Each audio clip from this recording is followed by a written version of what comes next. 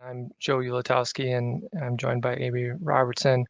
We're going to give a presentation on some analysis we've done related to pandemic travel impacts specific to the I-94 east-west corridor in Milwaukee, Wisconsin. So a brief overview of what we'll cover here.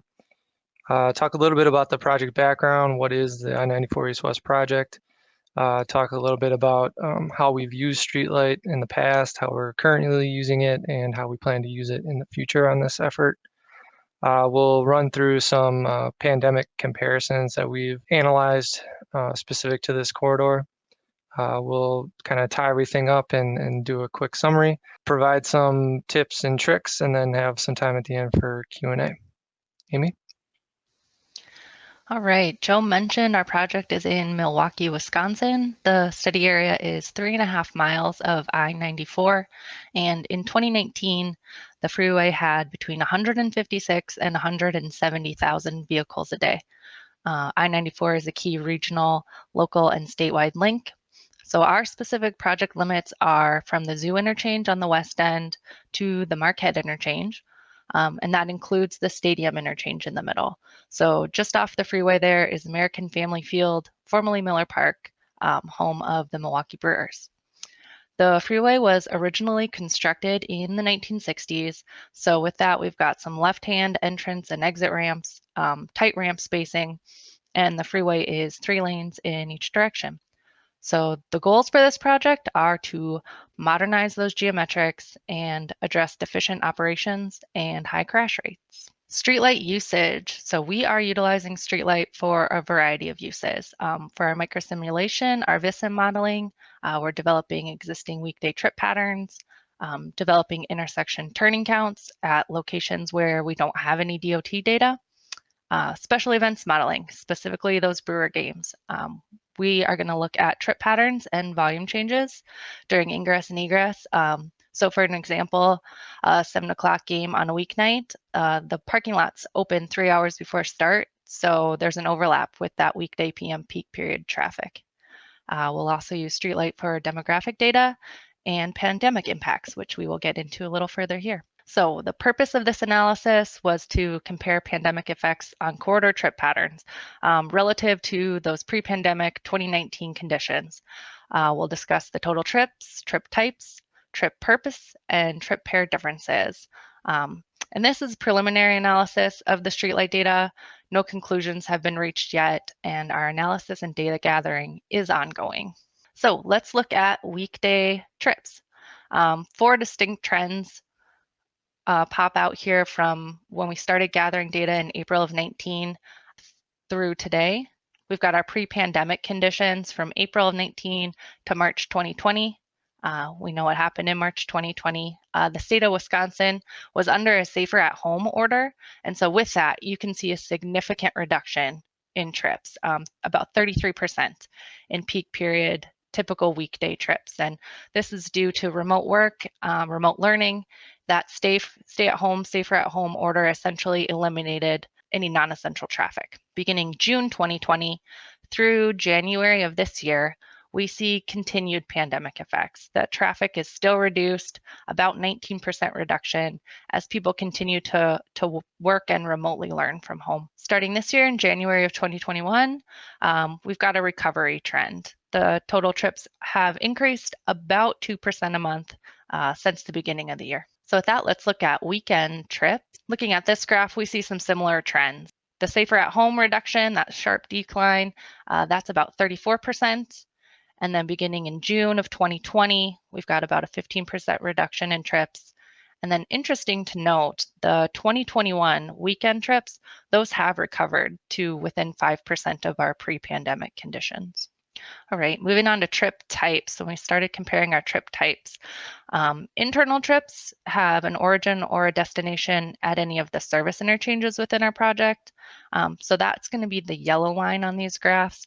Those have decreased about 5% during both periods. And this could be that these trips, they're using local parallel routes, right? So they're probably avoiding I-94 altogether, or they could just be non-essential trips that aren't being made. Looking at the external trips, I-94 end-to-end trips through the project, that's going to be the blue line. And those have increased since April of this year. So with that, I'll kick it to Joe, and he'll talk you through trip purpose and trip pair differences. Thanks, Amy. Another metric that we had looked at was trip purpose and kind of how the proportion of trip purposes has changed from April 2019 during the weekday peak periods. As you can see here, there is a slight increase in the home-based other trips during each peak period since about March 2020, with kind of a corresponding reciprocal decrease in the home-based work trips. So that's the blue line. At a high level, our thought is that it's possible this could be due to increased remote work from home and learning. The interesting thing to note here is that the Milwaukee Journal-Sentinel did a survey of downtown employers at the beginning of the summer, which indicated that they expected employees to start returning in person through the summer into early fall, which isn't necessarily reflected in these drafts. However, we do know that based on some other streetlight analyses we've done on this corridor, that the home-based work proportion tends to be much higher during the middle portion of the peak period, so the actual peak hour. By looking at just the peak period percentage, it could have a kind of a skewing effect on that home-based work percentage overall. Well, we also looked at trip pair differences and kind of analyzed how they changed in relation to our typical 2019 condition. So the graph at the right shows a comparison of those larger trip pair volumes for each scenario relative to 2019. So the x-axis is the 2019 trip pair volume for the peak period, and the y-axis is each scenario trip pair volume. For instance, if any trip pair during any of the scenarios equals pre-pandemic 2019 conditions, that plotted value would fall along the black line. So again, the three scenarios we're looking at are kind of during that safer at home time period in the light blue boxes, the rest of 2020 in the dark blue dots, and then 2021, the yellow dots.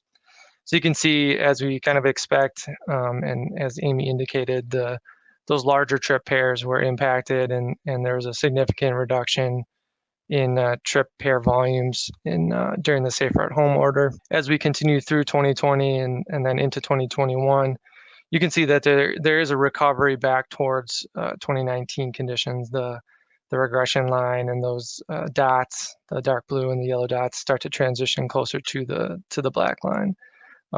However, there is still kind of a 4%-ish difference that exists in 2021 versus 2019. A couple of interesting trip pairs. Some of those E-to-E trips that are highlighted in purple, those are trip pairs between the Zoo and the Marquette interchanges. So that to us suggests that some drivers may be utilizing 94 for a little bit longer trips to kind of switch between north-south routes. PM peak period trip pair differences, pretty much the same as the AM peak. There was a shift during the safer at home and a corresponding shift back towards pre-pandemic conditions, towards the black line there.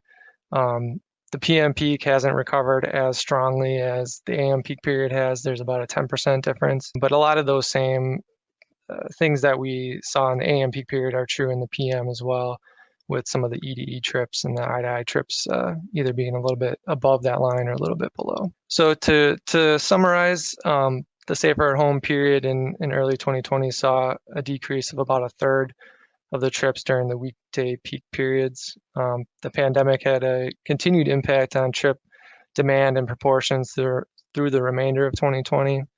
Our 2021 StreetLight data suggests that the corridor is slowly returning to pre-pandemic conditions during the weekday peak periods and has almost entirely recovered during the weekend periods. Amy noted that the internal to internal trip proportions have fallen by about 5%, which suggests that some of those trips may be using other facilities or just may not be being made at this point in time. And then overall, there's about a 4% to 10% difference in the 2021 and 2019 peak period trip tables. So lastly, just wanted to highlight some tips and tricks that we've learned as we've kind of gone through this and other analyses in StreetLight. I think first and foremost, the The main tip is to utilize macros or some sort of statistical analysis language like R scripts to post-process your StreetLight data. For our project, we had 62-week data points for a number of zones. And so that ends up being a lot of data that you have to kind of make sense of. Another tip is to kind of use some of those exclusion time periods to eliminate some of the known outlier conditions. So in this instance, we got rid of or excluded the Brewers games because we knew that those would be a little bit different. Lastly, we took out the local street internal to internal non-freeway trips because we wanted to just focus on impacts to I-94 specifically.